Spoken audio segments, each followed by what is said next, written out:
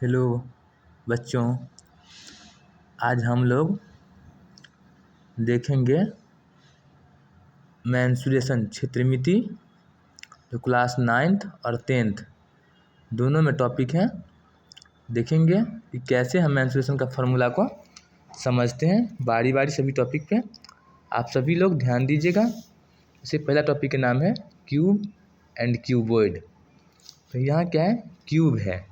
Cube का हिंदी में घन बोलते हैं। इसका जो बेस होता है स्क्वायर जैसे होते हैं और इनका सारा प्रॉपर्टी स्क्वायर की जैसे होते हैं। इसमें 6 फेस होते हैं और 6 फेस का इक्वल एरिया होता है जो ए स्क्वायर होता है, जहाँ a square square of square होता है। पहला है वॉल्यूम ऑफ ए क्यूब, मतलब क्यूब का वॉल्यूम निकालना है। कितना होता है, एल क्यूब होता है, where L is the side of cube होता है। आगे है surface area of a cube, cube का सरफेस से निकालना है, मतलब एल स्क्वायर होता है। ये एल स्क्वायर किसी एक फेस का एरिया है। फिर है टोटल सरफेस एरिया, मतलब कुल वक्रपृष्ठ क्षेत्रफल घन का होगा 6L स्क्वायर, क्योंकि इसमें 6 फेस होते हैं इसीलिए।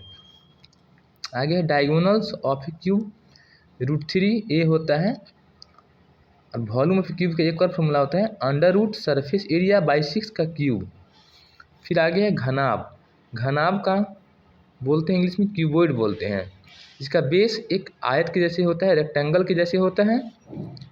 उसमें लेंथ होता है, ब्रीथ होता है और यहाँ हाइट होता है। इसका वॉल्यूम होता है, वॉल्यूम ऑफ ए क्यूबॉइड घनाभ का आयतन L into B into H. फिर आगे है surface area of a cuboid, फिर फार्मूला होता है 2 into LB plus BH plus में HL, where L is the length, B is the breadth, H is the height. ये डायगोनल्स ऑफ ए क्यूबॉइड होता है अंडर रूट में L square B square H square. Diagonals क्या होते हैं, इसमें जितने लंबे से लंबे छड़ी आप रख सकते हैं एक रूम में, इस कॉर्नर से इस कॉर्नर तक जो रखिएगा उसी को हम डायगोनल्स बोलते हैं। फिर अगले फेस पे आते हैं हम। यहाँ पे एक नोट है कि क्यूब और क्यूबॉइड में फेस, कॉर्नर और वर्सेस ये 6, 12 और 8 यहाँ भी होते हैं और 6, 12, 8 यहाँ भी होते हैं।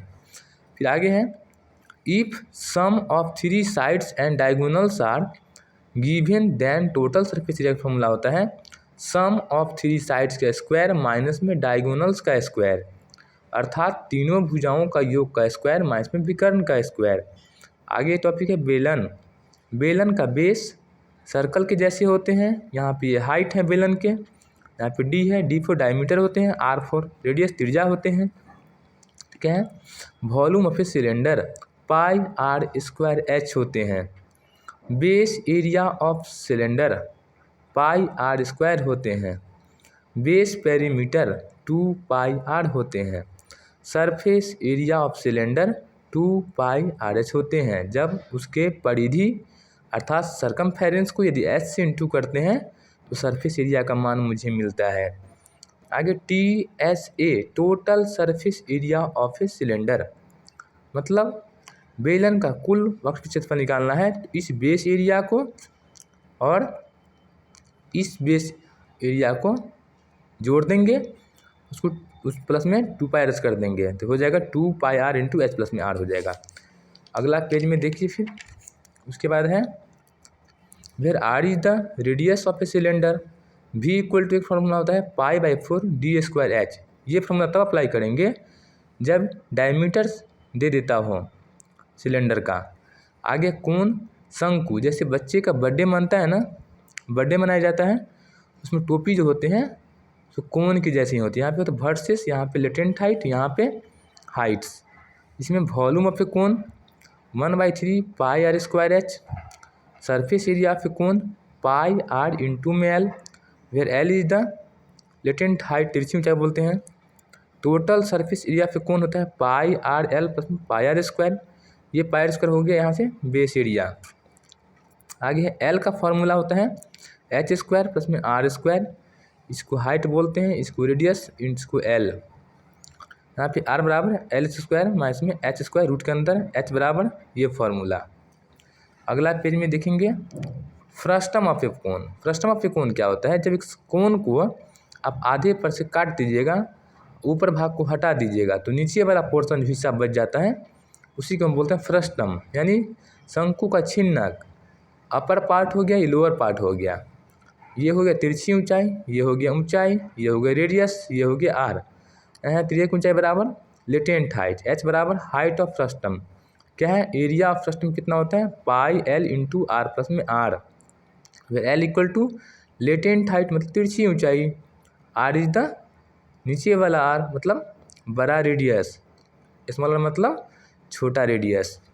फिर है surface area of a frustum कितना होता है? तो pi into L into R plus में आर स्क्वायर प्लस में आर स्क्वायर, जहाँ एक बड़ा आर है एक छोटा आर है। वॉल्यूम ऑफ फ्रस्टम होता है 1/3 पाई एच इंटू में आर स्क्वायर प्लस में आर इंटू आर, ये हो गया। और आखिरी टॉपिक है मेरा गोला, स्फीयर। स्फीयर एक 3D आकृति होते हैं। हालांकि अभी तक मैंने जितने भी फिगर के बारे में अध्ययन किए हैं ये सभी 3D शेप हैं, 2D शेप कोई भी नहीं है, क्योंकि सब में एल बी और एच हैं। यहाँ पे डायमीटर होते हैं ये। Volume of sphere 4/3 pi R cube.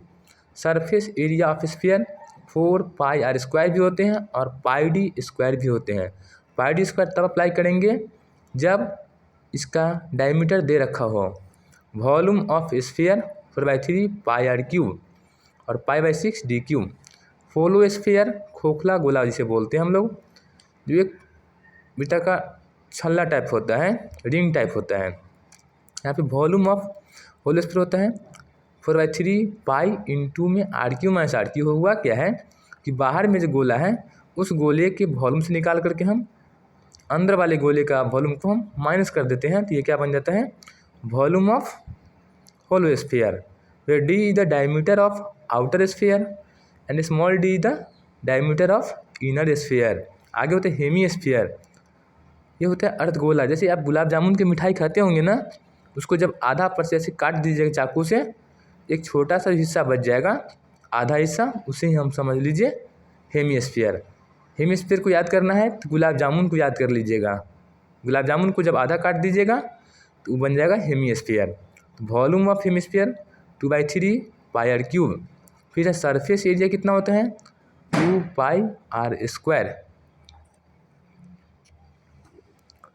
फिर है total surface area 3 pi R square, जिसमें नीचे वाला एरिया पाई आर स्क्वायर और ये दोनों जुड़ जाता है। फिर से प्रिज्म बस फिगर है, ये आपके सिलेबस में है नहीं, बस आखिरी यही है।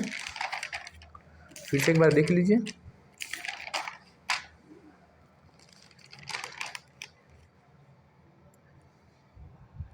इस चैनल को आप लोग लाइक कीजिए, सब्सक्राइब कीजिए, आने वाले दिनों में आपको बहुत काम देने वाले हैं बाबू, इसको ध्यान रखिएगा आप लोग।